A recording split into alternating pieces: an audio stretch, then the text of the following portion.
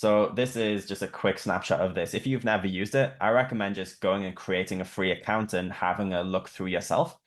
But you can see on the map here, all these red dots. These are things like mobile hotspots or just different networks which have been discovered by different receivers and then uploaded onto Wigle. And you can see here in the center all of the names of those networks. So sometimes these would be things like, again, it could be Donald's iPhone. If he had an iPhone with his real name, that's the default name of it.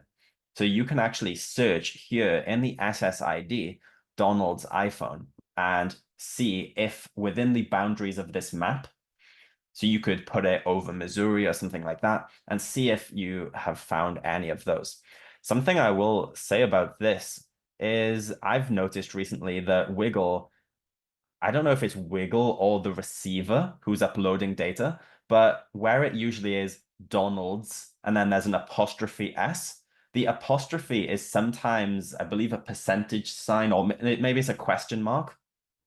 So I don't know what that's about, but I would recommend using a wildcard in here to avoid any mistakes around that. Like you could type in Donald and then a percentage sign, because that acts as a multi-character wildcard, and then iPhone after it. And that will find you anything, whether it's an apostrophe or whether it's a question mark. It doesn't matter anymore because you've wildcarded it.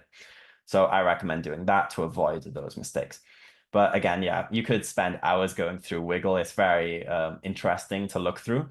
But if you have locations of interest, you can search the addresses here and see what hotspots are within that address or have been. And once you've found them, you can search those MAC addresses in these pages here and actually find every other location where that has ever been identified. It could be in different states or different countries even, and you could find those.